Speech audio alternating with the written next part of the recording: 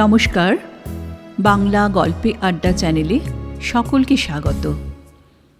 আজ আমি পড়ে শোনাব প্রখ্যাত সাহিত্যিক রবিশঙ্কর বল রচিত ছোট গল্প ভারতবর্ষের লেখক। কয়েকদিন আগে মুম্বাই এয়ারপোর্টে হারুকি মুরাকামির সঙ্গে দেখা হয়েছিল। মুরাকামি এই মুহূর্তে পৃথিবীর জনপ্রিয়তম লেখকদের একজন। লেখেন জাপানি ভাষায়, সঙ্গে সঙ্গে পৃথিবীর অন্যান্য ভাষায় তা অনূদিত হয়। নরওয়েজিয়ান উড উপন্যাসটি শুধু জাপানেই 4 মিলিয়ন কপি বিক্রি হয়েছিল। গুগল সার্চ থেকে জানা যায় আমেরিকায় তাঁর লক্ষ লক্ষ ফ্যান এবং তাঁরা মুরাকামির নতুন উপন্যাসের জন্য অপেক্ষা করে থাকেন। একসময় টোকিওতে জ্যাজ বার চালাতেন পিটার ক্যাট নামে। বেড়ালরা মুরাকামির বড় প্রিয়। তার অনেক গল্প উপন্যাসেই বেড়ালেরা ফিরে ফিরে আসে। বিশেষ করে কাফকা অন দ্য শোর উপন্যাসে তো বেড়ালদের বেশ বড় ভূমিকা। কেন? মুরাকামি হেসে উত্তর দেন, ছোট থেকে চারপাশে দেখছি তাই হয়তো ওরা আসে। এর অন্য কোনো তাৎপর্য আছে কি না আমি জানি না। মুরাকামির উপন্যাস আমাদের আশ্চর্য সব স্বপ্নের টানেল থেকে টানেলে নিয়ে যায়। এমন এক ভ্রমণ যেখানে স্বপ্নই অনুদিত হয় বাস্তবে। স্বপ্নের মধ্যেই শুরু হয় আমাদের দায়িত্ববোধ। হারুকি মুরাকামির সঙ্গে দেখা হওয়ার গল্পটাই বলা যাক। আমি বেশ ক্লান্ত হয়েই কলকাতা ফেরার ফ্লাইট ধরার জন্য বিকেলে মুম্বাই এয়ারপোর্টের লাউঞ্জে বসেছিলাম। বই বিক্রির এক সর্বভারতীয় কর্পোরেট সংস্থা প্রতি বছর ফিকশন নন ফিকশনের জন্য পুরস্কার দেয়।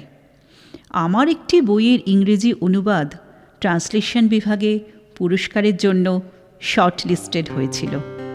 সেই পুরস্কার প্রদান অনুষ্ঠানে গিয়ে মনে হলো যেন কোনো ফিল্মি ধামাকায় এসে উপস্থিত হয়েছি। মঞ্চে নানারঙা আলোর স্পটলাইট, ঘোষিকার ভূমিকায় ঊর্ধ্বাঙ্গ উন্মোচিত হিন্দি সিরিয়ালের অভিনেত্রী, ইংরেজি ভাষার লেখকদের তুখোড় স্মার্টনেস ও পুরস্কার হাতে নৃত্য। এসব জায়গায় এলে বোঝা যায় বেশিরভাগ বাঙালি লেখকদের যে কী হতদরিদ্র দশা। কেননা বাঙালি লেখককে কেউ টাকা দিতে চায় না, আর তাঁরাও টাকা না পেতে পেতে বিনা পয়সায় লিখেই নিজেদের ধন্য মনে করেন। দু একজন ছাড়া বেশিরভাগ প্রকাশকের কাছে রয়্যালটি চাওয়া অপরাধ। বই ছেপে তাঁরা যেন উদ্ধার করেছেন এমন ভাব। লিটল ম্যাগাজিন পরিচয়ে ঢাউস বিজ্ঞাপন শোভিত পত্রিকা ছাপে। তারা সবাইকে টাকা দেয়, শুধু লেখককে নয়। লেখক কি কাফকার হাঙ্গার আর্টিস্ট হওয়ার জন্য জন্মেছে? ফ্লাইট লেট আছে। আমাকে মাঝে মাঝেই সিগারেট ফুঁকার জন্য স্মোকিং জোনে যেতে হচ্ছিল। এই রকম এক সময় দেখলাম এক জাপানি আপন মনে হাসতে হাসতে সিগারেটের ধোঁয়ার রিং ওড়াচ্ছেন। আমি সিগারেট ধরিয়ে বারে বারে তাঁর দিকেই তাকাচ্ছিলাম। চেনা চেনা মনে হচ্ছে। কেমন আছো ভাই? জাপানি ভদ্রলোক আমার দিকেই এগিয়ে এলেন। এসে বললেন, চেনা চেনা মনে হচ্ছে তো, আমি হারুকি মুরাকামি। আমারও তাই মনে হচ্ছিল। আমিও তোমাকে চিনি। মানে? আমি হেসে ফেলি। আমাকে আপনার চেনবার কথাই নয়। কে বলল? আমি যেখানেই যাই সবার মুখ খুঁটিয়ে খুঁটিয়ে দেখি, বুঝতে পারি কে কাফকা পড়েছে আর কে পড়েনি। যে কাফকা পড়েছে সে আমার চেনা মানুষ। কি করে বোঝেন? কাফকা পড়া মানুষেরা সবসময় ডাইলেমায় ভোগে। কোনো কিছুকে ঠিক মনে হলে পরের মুহূর্তেই মনে হয় সেটা ভুল। তারা সবসময় অস্থিরতায় কাঁপে। এই যে তুমি সিগারেট টানছো, ঘন ঘন পাফ নিচ্ছ, রিল্যাক্সড হওয়ার বদলে তুমি একটা অস্থিরতার মধ্যে রয়েছো বোঝা যাচ্ছে। আর তোমার দুই ভ্রুর মাঝে দুটি রেখা সবসময় বেঁকে বেঁকে যাচ্ছে। কাফকা পড়ুয়ারা কি সবাই এই রকম? না না, এক একজনের সিমটম এক এক রকম। আমি বুঝতে পারি, ব্যাখ্যা করতে পারবো না।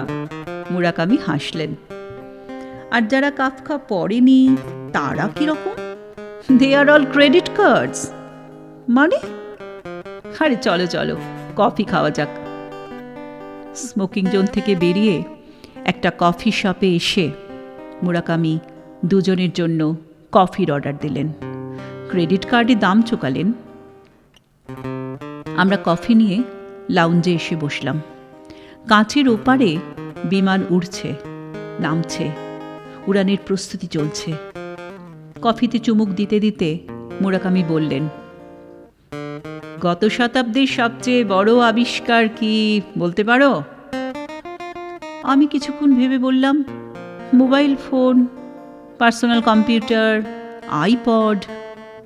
মুরাকামি হেসে উঠলেন, সবাই তাই ভাবে। তাহলে? প্লাস্টিকের একটা রেক্ট্যাঙ্গেল কার্ড, ক্রেডিট বা ডেবিট কার্ড। জন্ম 1950। টাকা এখন আর মুদ্রা নয়, কাগজের নোটও নয়, একটা প্লাস্টিকের কার্ড। তোমাকে সেই গল্পটাই আজ বলি। ব্রিটিশ মিউজিয়ামের ডিরেক্টর নীল ম্যাকগ্রেগর বিবিসির রেডিও 4-এ একটা অনুষ্ঠান করেছিলেন। পরে তা নিয়ে বই লেখেন, আ history of the world in 100 objects. British মিউজিয়ামে সংরক্ষিত 100টা বস্তুর মধ্য দিয়ে তিনি পৃথিবীর সভ্যতার ইতিহাস লিখেছেন। বর্বরতর সব সভ্যতার ইতিহাস তো বর্বরতারও ইতিহাস। থাকে। কিছুক্ষণ চুপ করে থেকে মুরাকামি হঠাৎ লাফিয়ে উঠলেন, হুররে, আমেরিকা আমেরিকা! এই একটা দেশ যে শুধু সবাইকে কিনতে চায়। অতএব 1950-এ আমেরিকায় জন্ম হলো ডাইনার্স ক্লাব কার্ডের। কিন্তু সে তো অভিজাত কিছু মানুষের জন্য। সত্যিকারের ক্রেডিট কার্ড এলো 1958-তে, ব্যাংক অফ আমেরিকা কার্ড। আজ এই যে ভিসা কার্ড দেখো, তার বাপ প্রথম প্লাস্টিক কার্ড। তোমার কটা ক্রেডিট কার্ড আছে গো? মাত্র একটা। একটা? মুরাকামি সোফায় বসে পড়লেন। তুমি কি মানুষ? একসময় 3-4টে ছিল, ধার শোধ করতে পারিনি। বাউন্সাররা এসে হুমকি দিত, সে এক বেইজ্জতের ব্যাপার। শেষে বউ সব টাকা শোধ করে আমাকে মুক্তি দিয়েছিল। বউরা কি বোকা! মুরাকামি হাসলেন। কেন? বর ক্রেডিট কার্ডে মদ খায় বারে বসে, বই কেনে, আর তার টাকা শোধ করে বউরা। এইসব বরদের পেছনে বউরা লাথি মারে না কেন? আমি চুপ করে বসে থাকি। মুরাকামি উঠে দাঁড়িয়ে বললেন, কফির পর সিগারেট না হলে জমে না। চলো চলো, স্মোকিং জোনেই যাওয়া যাক। সিগারেট ধরিয়ে মুরাকামি বলতে শুরু করলেন, 1990 থেকে ক্রেডিট কার্ড গ্লোবাল হয়ে গেল। তার আগে শুধু উত্তর আমেরিকা আর ইংল্যান্ডেই তার যাতায়াত ছিল। নইলে তোমার হাতে আজ ওই কার্ড পৌঁছতো না। পকেটে টাকা রাখার দরকার নেই, শুধু একটা প্লাস্টিকের কার্ড। কার্ডের কোনো শাসক নেই, জাতি নেই, যেখানে খুশি পৌঁছতে পারে। শুধু এক্সপায়ারি ডেট শেষ না হলেই হলো। কেমন মজার বলো? ছিল একটা বেড়াল, হয়ে গেল রুমাল। সুকুমার রায় পড়েছেন আপনি? আমি অবাক হয়ে বলি, কেন পড়ব না? আকাশের গায়ে টকটক গন্ধ তো আমিও পাই। কিন্তু হলো কি জানো?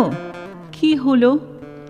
তুমি কতবার ক্রেডিট কার্ড ব্যবহার করছো তার রেকর্ডেড হচ্ছে, তোমাকে ট্র্যাক করা হচ্ছে, তোমার সব মুভমেন্টের ডোসিয়ার তৈরি হচ্ছে, তোমার আর্থিক জীবনই ছড়িয়ে পড়ছে সারা পৃথিবীতে। এরপর থেকে এই আর্থিক জীবনী ছাড়া তোমার আর অন্য কোনো জীবনই থাকবে না।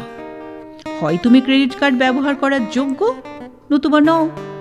এর বাইরে আর কোনো পরিচয় নেই তোমার। আলটিমেটলি তুমি আর মানুষ নও, একটা নাম্বার। তাহলে তো আমি একটা ভিখিরি। আমি মাথা নিচু করে বলি, আমার মাত্র একটাই তো ক্রেডিট কার্ড, ক্রেডিট লিমিট মাত্র 40,000 টাকা। ওটা কোনো টাকা হলো? মুরাকামি হাসলেন। স্যার, আমি একজন বাঙালি লেখক, যাদের সংক্ষেপে বলে বা লে। মানে? বা লে। এর সঙ্গে বাল শব্দটার ধ্বনিগত যোগ আছে। বাল মানে চুল, আর বাঙালিরা বাল বলতে বোঝে গোপনাঙ্গের চুল। বাঙালি লেখক তেমনই একটি বাল। তবে তোমরা বালস্য বাল হয়েই থাকো, বুঝলে? আমি টয়লেটে যাই। হারুকি মুরাকামি উঠে চলে গেলেন। অনেকক্ষণ তার কোনো দেখা নেই। আমি টয়লেটে গেলাম তাকে খুঁজতে। কোথাও তিনি নেই। একটা ধবধবে সাদা বেড়াল আমার দিকে তাকিয়েছিল। লাউঞ্জে আমরা যেখানে বসেছিলাম সেখানে এসে দেখি সোফায় একটা পার্স পড়ে আছে, হারুকি মুরাকামির। পার্স ভর্তি ক্রেডিট ও ডেবিট কার্ড। সবকটা কার্ডই এক্সপায়ার্ড। ভারতবর্ষের লেখককে আমেরিকাবাসী মিলিয়নেয়ার লেখকের উপহার। এমন সময় ঘোষণা শোনা গেল, passengers for Kolkata flight come to the door number. বিদায় হারুকি মুরাকামি, বিদায় মুম্বাই। দেখতে পেলাম ফ্লাইটের বোর্ডিং গেটের দিকে যে এগোচ্ছে সে আমি। আমার ক্রেডিট লিমিট 40,000 টাকা। আমি ভারতবর্ষের একজন হত দরিদ্র লেখক। বিমানে প্রবেশের টানেলে ঢোকার আগে আমি পেছন ফিরে তাকালাম, সেই সাদা বেড়ালটা। এয়ারপোর্টে তবে বেড়ালরাও ঢুকতে পারে, নাকি মুরাকামি বেড়াল হয়ে গেছেন? আমার মনে পড়ল, মৃত্যুর আগে বেড়ালরা নির্জনতা খুঁজে নেয়। তারা কি উড়তে চায়, ফ্লাইট চায়? বিমানবন্দরে এক্সপায়ার্ড ক্রেডিট ও ডেবিট কার্ড ফেলে রেখে যায়?